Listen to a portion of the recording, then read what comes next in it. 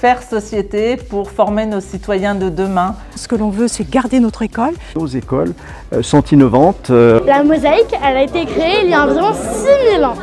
22 hectares qui sont à la disposition des élèves. Je suis très contente d'avoir participé à ce tour pour pouvoir découvrir de nouveaux projets éducatifs. De Sainte-Foy-l'Argentière dans les Monts du Lyonnais à Saint-Ginaval dans la métropole, en passant par Montroman, Izeron, Turin et Chaponneau, les citoyens du conseil de circonscription, accompagnés de leur député Thomas Gassiou, se remettent en selle pour un 4e tour de la Circo à vélo.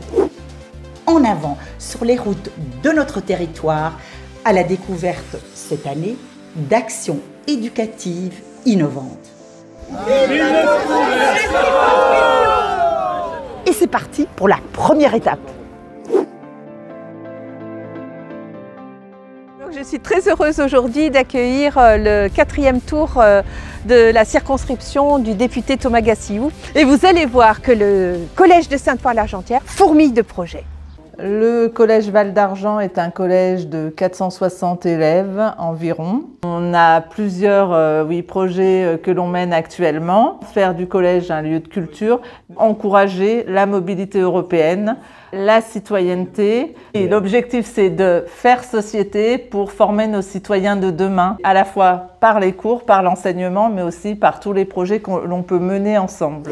Philippe de Craponne, on a pu parler du programme Erasmus+, qui me tient beaucoup à cœur en tant que militant européen convaincu. Aujourd'hui, la communauté de communes prête ses vélos à assistance électrique aux salariés d'entreprises du territoire. Mais aujourd'hui, on peut aussi les mettre à disposition du coup pour le tour de la Circo à vélo. C'est Stéphanie Doulin, je suis heureuse de participer au tour de circonscription de Thomas Gassiou. Là, on va tourner à Montroman.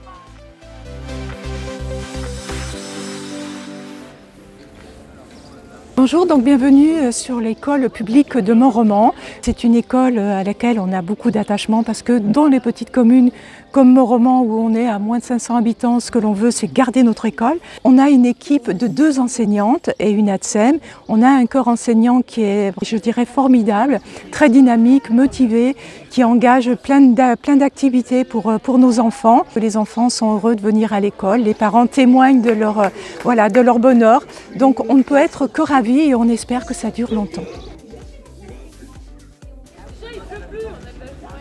Dans le cadre du tour de la Circo, on met à disposition du coup un certain nombre de vélos. Vous proposez aussi à vos clients de pédaler. Tout à fait. En fait, c'est dans le cadre de la mobilité pour nos clients, proposer une solution alternative à la voiture en plus. Un point de Pommet et c'est cool de rouler avec des vélos électriques.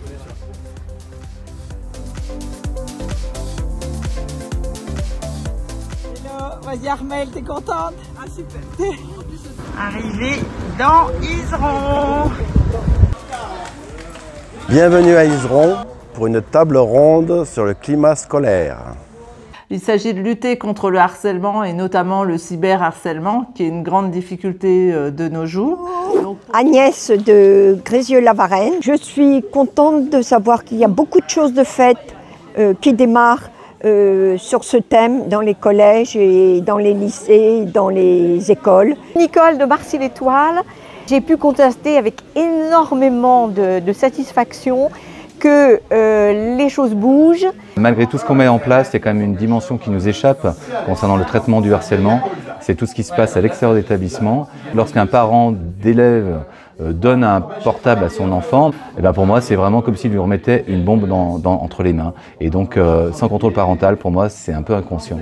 Michel Sartoretti, Saint-Symphorien-sur-Coise. Je participe au tour de la Circo. C'est un moment important de partage, d'échange. Il est important aussi d'écouter nos enfants, nos ados, de prendre du temps pour leur parler. Bonjour, nous sommes dans les locaux de l'ARER. L'ARER c'est un centre d'exposition mais c'est aussi une ancienne école. Une école qui a accueilli des enfants pendant une centaine d'années. On va fêter cette année d'ailleurs les 180 ans de la création de cette école.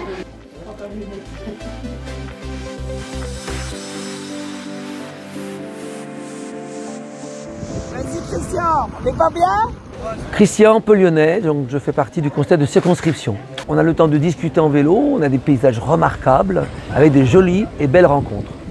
Bienvenue à Turin, école des veloutiers. Veloutier, pourquoi? Parce que c'est un métier historique de production du velours sur la commune et effectivement nos écoles sont innovantes. Donc on a décidé avec toute l'équipe pédagogique de faire classe à l'extérieur régulièrement pour donner du sens aux apprentissages et ancrer les apprentissages dans le monde réel. Le but c'est vraiment qu'ils découvrent qu'il y a des maths ailleurs que dans un fichier ou un cahier.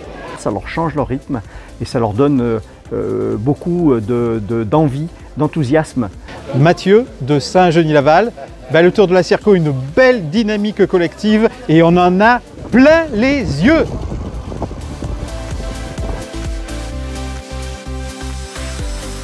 On a une très bonne qualité d'enseignement sur la commune, des directeurs d'école qui sont très bien et qui sont là depuis plusieurs années maintenant. On oppose souvent les domaines artistiques avec les apprentissages fondamentaux et les dernières études en neurosciences montrent que l'un peut compléter l'autre.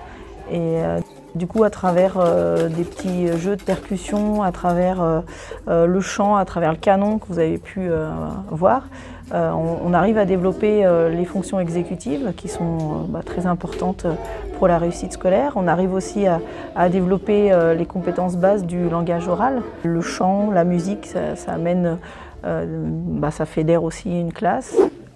Tous les élèves sont équipés d'une tablette pour 2 élèves dans l'école. C'est un axe fort puisqu'on a pas moins de 97 prises connectées dans l'école. Pour réaliser ces œuvres, on est parti de l'artiste Benjamin Vautier. Son surnom c'est Ben.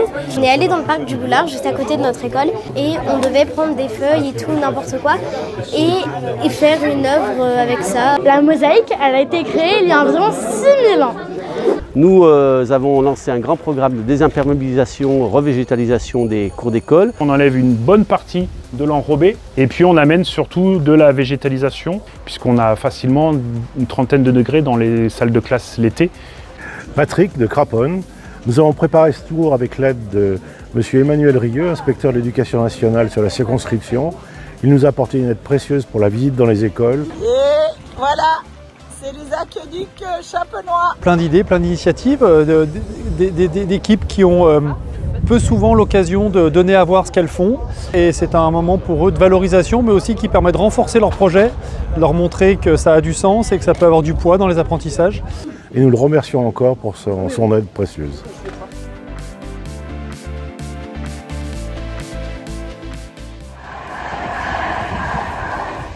Marc de Paris, 40 km de découverte à travers la circonscription. Des Pressins sur la droite. Bonjour à tous, merci d'être venus et merci d'avoir choisi Pressins comme destination finale.